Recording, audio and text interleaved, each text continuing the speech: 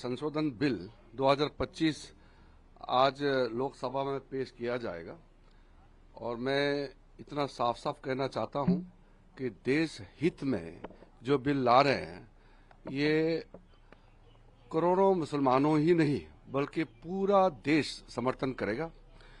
और देश हित में कोई भी काम हो और गरीब मुसलमानों के लिए, महिलाओं के लिए, बच्चों के लिए जो भी जरूरत काम है उससे हम पीछे नहीं हट रहे हैं। और जो लोग विरोध कर रहे हैं वो राजनीतिक कारण से विरोध कर रहे हैं। बाकी तर्क मैं सदन में रखूंगा और मैं ये भी चाहता हूं कि अगर कोई विरोध करता है तो तर्क पे विरोध करे और एक एक तर्क, एक एक सेक्शन का, एक एक क्लोज का हम जवाब देंगे। क्योंकि जब हम इस तरह का बिल लेके आ रहे हैं बहुत सोच समझ करके, बहुत तैयारी का साथ हम आए हैं और सदियों तक लोग याद रखेंगे कि नरेंद्र मोदी जी की सरकार में एक ऐसा बिल लाया है जिसने गरीब जनता का, विशेष करके मुसलमानों में, जो दुनिया में सबसे ज्यादा गरीब मुसलमानों का संख्या हिंदुस्तान में है, उसका चिंता सबको होना चाहिए। और ये चिंता नरेंद्र मोदी जी ने किया है, हमारा सरकार ने किया है।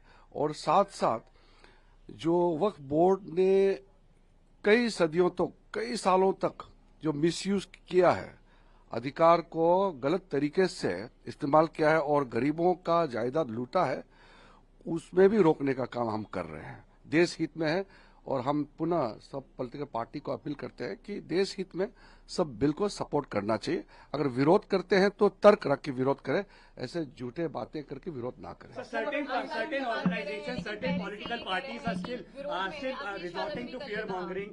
All India Muslim Personnel Law Board would be addressing a press conference. Yes, I am aware of that. Some of the leaders, including some of the religious leaders, are also misguiding the innocent Muslims.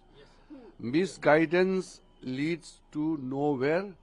It will be exposed because a year back, same campaign was launched. When the CAA bill was introduced, the same people said that the CAA is to snatch the citizenship status of the Muslims. But it's been now a year. Nothing such has happened. आपने देखा होगा CAA के समय में कहा था ना कि CAA, सिटीजनशिप अमेंडमेंट जो बिल आए थे, कहा कि ये मुसलमानों का जो उसका पहचान है उस पे अटैक किया जा रहा है। मुसलमानों का जो सिटीजनशिप स्टेटस है, नागरिकता है, वो छिन जाएंगे। इस तरह का उन्होंने एक प्रोपेगेंडा किया था, वो तो एक्सपोज हो गया। सीए लागू हो गया, किसी मुसलमान का कोई नागरिकता छीना है क्या? बिल्कुल नहीं है। तो अभी भी ऐसे ही होगा। ये बिल पारित होने के बाद जो लोग इसको विरोध कर रहे हैं वो खुद पछताएंगे। दल आपके साथ है? इसमें पूरा देश साथ में है, कुछ लोग ही विरोध कर रहे हैं, देश साथ में है।